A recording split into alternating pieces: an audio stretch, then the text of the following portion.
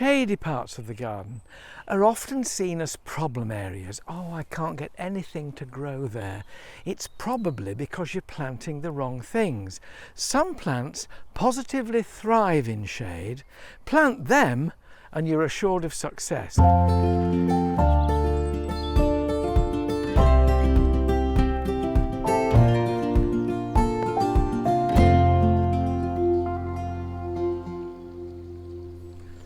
At number 7, let's start with the tallest, Mahonia Charity.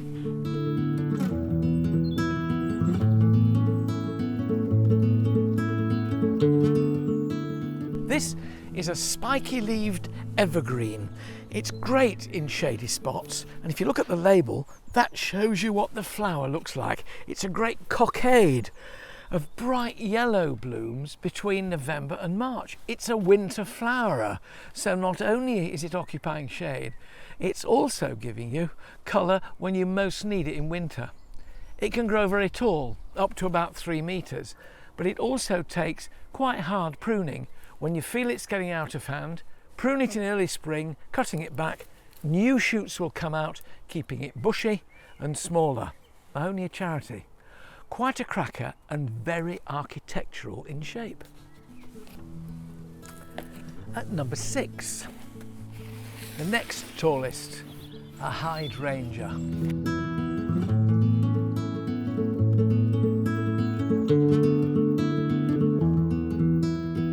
Now with hydrangeas, the clue as to what they love is in the name, hydra, water.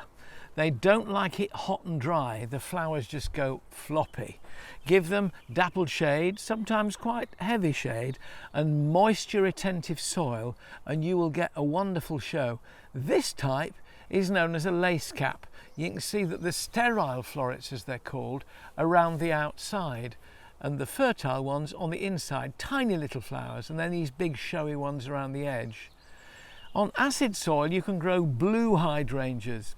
If you're on chalk or limestone, almost all hydrangeas go pink, even if you bought them as blue. The alkaline soil affects their ability to colour blue, and they won't, they'll stay pink.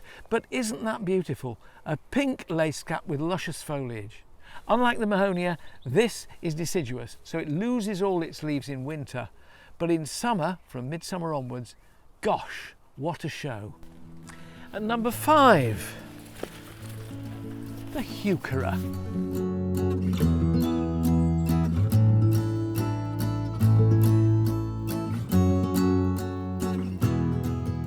Heucheras make great ground cover in shade.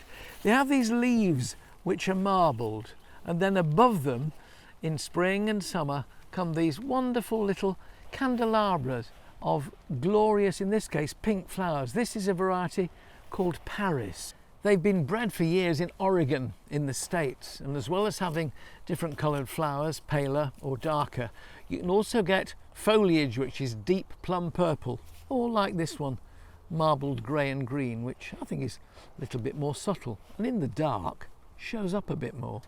And imagine that in a dingy spot. If you thought that you couldn't have bright flowers in shade, and that is the case with many very bright flowered plants, but Heuchera is one of those that proves you wrong.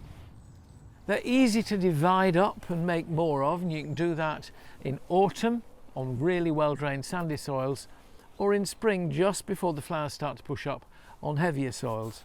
But they really are good doers in almost any soil and any shade. Number 4, a plant I used to think was very boring, but which I've come to admire and to use. This is Pakisandra.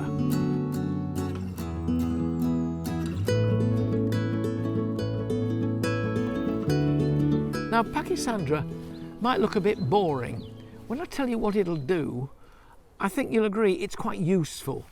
It's got these leaves which are glossy green and serrated edged, a bit like a serrated knife. They get even glossier and they reflect light, the light that comes into a shady spot. Then on top of these little rosettes of green leaves, you'll get tufty white flowers. But the great thing about Pachysandra is it spreads. It never grows much higher than this. You can see it's only about 4 or 5 inches high, so it makes a thick evergreen rug in shade, rather more interesting than ivy, and such a good doer. It thrives in almost any soil and certainly in shade. I'm getting excited about this now, I'm getting near the top. Number 3, Epimedium.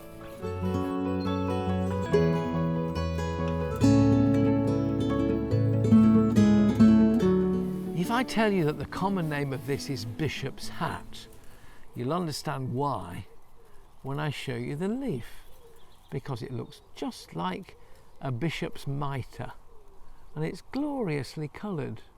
Before these leaves emerge and they stay as evergreen and then eventually get russety in winter, the flowers come up and they are spidery things in yellow or white or red.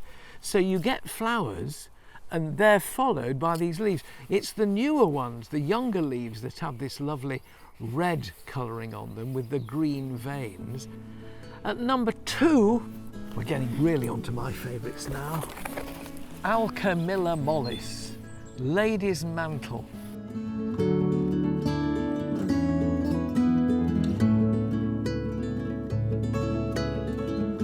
You might think, it's a bit dull, isn't it? It's just sort of green, but these are lime green, and as the flowers open, they get even more yellow. The hairy leaves have the ability to hold droplets of water like quicksilver within them. So after a shower of rain, I think we're about to get one, you'll see the rain in tight mercury-like droplets. These are lovely, these flowers, and you can use it as a great edger or as a mat in shade. It will seed itself all over the place, which is lovely if it's in the kind of spot where you can let it do that. If you don't want it to seed itself, you want to restrain it to a particular area, as soon as these flowers start to fade, take your shears over them and cut them off, and then you'll stop it from seeding. What I love about these flowers though is they're great for cutting. They're great fillers in a posy arrangement on the kitchen table. It was in Mrs. T's bridal bouquet, so we've always really rather liked it. Lady's mantle, Alchemilla Mollis. Mollis meaning softly downy. Stroke the leaves and you'll see how accurate is its name. And at number 1, the hardy geranium.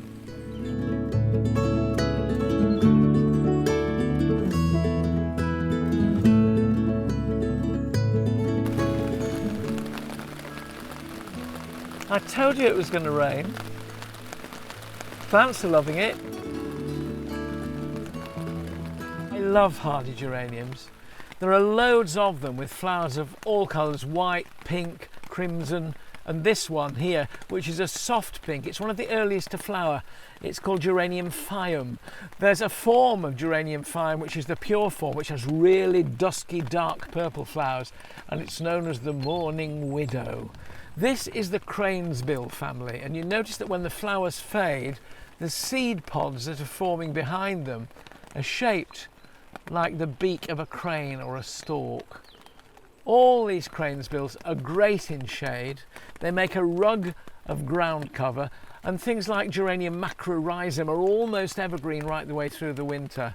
They're really useful plants because while coping with shade, they'll also stud themselves with flowers, followed by the cranesbills. That's why the hardy geranium is number 1 in my plants for shade. Just remember that the soil in shade is often poor and riddled with roots from surrounding trees and shrubs. So enrich it with some organic matter as generously as you possibly can. Water the plants in really well and keep an eye on them during their first season, but mulch the damp soil with chipped bark or some other mulch to seal in the moisture and keep them growing steadily. And the great thing about all of them is they love the rain. Gardening has changed my life, so let me show you how it can change yours. I'll be posting new videos every week, so subscribe and let's get gardening together.